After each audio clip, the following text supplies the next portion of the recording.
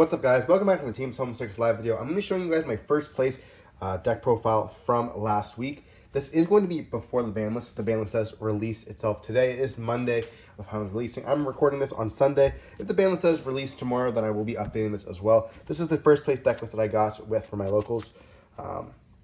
Went undefeated that day. It was really fun. Played some different matchups as well. But going into the deck profile, we are playing the 3 Dark Blade, the 3 copies of Tachi no Shigu, the double copies of Anguish. We're only playing 2 Anguish because we are also playing the Fiendsmith package. Very important to note. If you're not playing Fiendsmith, definitely bump this up to 3. Not much to mention with these. These are all your 1-card starters. Dark Blade comes up a lot when you're playing like Lab. Like we play Lab a lot at our locals. So being able to like pop cards during your opponent's turn by bringing this back out can be quite nice. Then for the 2s, we're playing the double copy of Sleepy, the 1 Gaddock, the 1 Mace, the 1 Goblin, the 1 Horned Dragon, and the 1 copy of the Combined Creation. Now, a lot of players are playing 1 Sleepy. I have always been a fan of 2 Sleepy. This is just my personal preference. There's not really like anything else to say. Like I understand why you want to play one of it because you want to minimize bricking. I just found myself always liking to have the second copy in hand. Hard opening it is nice, as well as keeping it in the hand for the following turn and then being able to use this plus the copy of Cross Sheep to go into a copy of the Herald. Just always feels nice. I just really like having the second copy in hand. That's just why I like playing it. I've tried playing 1. It just didn't feel right to me, so I just bumped it up to 2. We are playing the Fiendsmith stuff still, so we're playing Triple Engraver, the 1 copy of Lurie. Like I mentioned in my last deck profile, it's not worth playing this deck if you only own 1 Engraver. Unfortunately, just play Pure, or you can play like copies of Prosperity as well, instead of the copies of this. And the deck is still very good. Now for the hand traps, we are playing Triple Ash, triple copies of Valor, triple copies of Imperm, and for the other non-engine, we are playing the double, or I guess 1 Magnemite, 1 Druid Worm, double copies of Talents, and then the 1 copy of Top of the Grave. So this is like all the non-engine we're playing in the deck. You definitely can change this up if you want to. I just really like it because we are playing lots of like Snake Eyes in the format. There's also like Fiendsmith, you know, when they activate the effect, you can chain that, target the copy of Requiem or on the Lurie if they have a monster prior to hit that. Quite nice. Good against Dewbell as well, which is really dominant in our locals. It just can come up quite a bit. There's some weird line which is level 6 for Beatrice as well, but other than that, doesn't really come up. And of course, Ash, Imperm, and Valor are kind of just the standard negates. Now for the spells, we're playing triple copies of Bone Party, double copies of Fusion, the 1 Mentolian City, the 1 Track, and the 1 Trap. This is an even 40. We have bumped it down. It was 42 prior. If you were playing Pure, you definitely bump the Fusion up to 3. If Beatrice does get hit, I definitely see myself playing maybe 3 of these cards. Just trying to figure out what I want to play instead. Probably bumping up the Twin Dragon and playing triple of these would definitely be beneficial if Beatrice does get hit. Depending on how the ban list does go, I think this is probably one of the best decks of the format. I think there's going to be a bunch of different decks that obviously go depending on how heavy how heavy decks get hit, but I just really like it. Now to the extra deck, we are playing the 1 copy of Requiem, the Sequence, the Aerial Eater, and the Lacrima. Then we also are playing our the Beatrice and the Wave King. Now, we all think this card is going to get hit. I also think that Wave King Caesar should also get hit. Personally, I feel like that would change how the Fiendsmith stuff play altogether, bringing the Fiendsmith power down significantly. Lacrima is always going to be a good card, but if these 2 do get hit, then we're going to probably play the Desiree as well, or just drop the Fiendsmith package altogether. It kind of depends on where we go with that. Aerial Eater is really nice, being able to be part of your combo, dumping the copy of Goblin. With the new cards in the Rhoda set, the next set that's coming out, Goblin will be a 2 of at that point, and we can just play a card that summons itself out with a quick play. For the links, we are playing the Cross Sheep, the 1 Mirage, the 1 copy of SP, the 1 copy of Appaloosa. So these are what you normally end on, you know, looking at these 3. We're not playing the IP. This would be also in that slot there because of the fact that we are playing Solar Princess and the copy of Moon.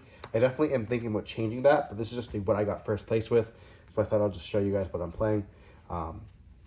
Yeah, Cross Sheep's mandatory. Herald is not necessarily mandatory, but it's really getting into those trap decks, as well as Tempai, because you can just add this here, the Mace, to your hand, and end on like the copy of Mirage, and so like you end on this instead of the Appaloosa when you're playing against like a matchup that doesn't involve that many monsters or less very impactful spells and traps.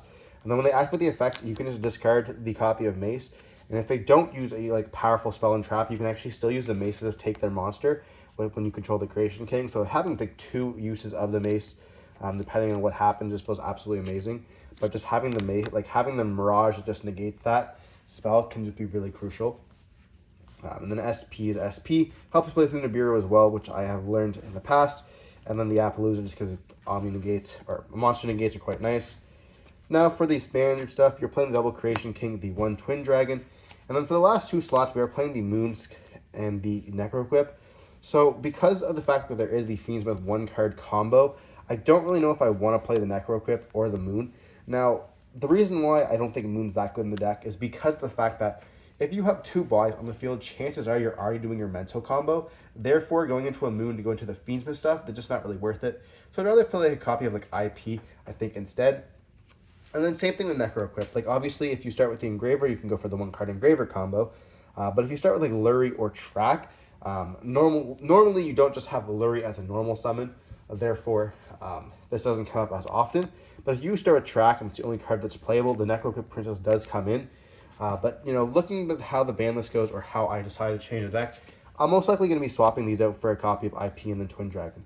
Only because, like, Mimighoul, I guess, shows to Todd is a little bit more prominent, as well as the Unicorn at our locals. Like, Cashier is still going to be a very relevant deck, depending on how the ban list happens. You know, some people are theorizing that the Rise Heart's going to be coming back to 1. But Unicorn just being able to rip your extra deck can be quite powerful by ripping a copy of Twin Dragon. And so if you play 2 of this, you definitely know it's not going to hit. They're probably going to hit a copy of Creation King or one of the Fiendsmith cards.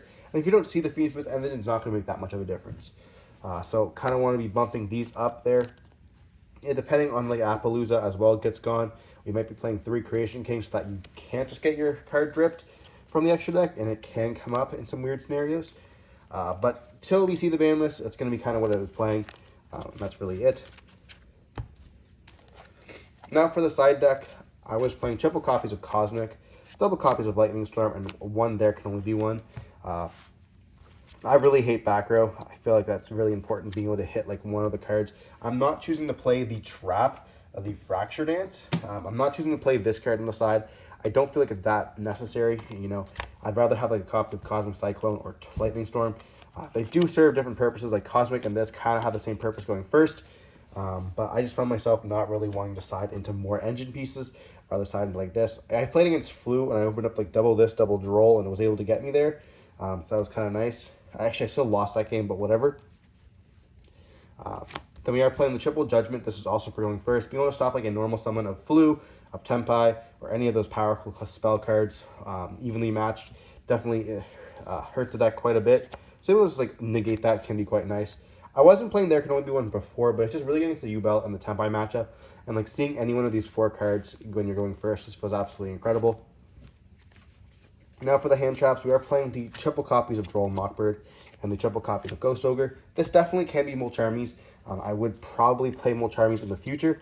I just didn't find myself like where I'm playing currently, like Bystials and the like talents.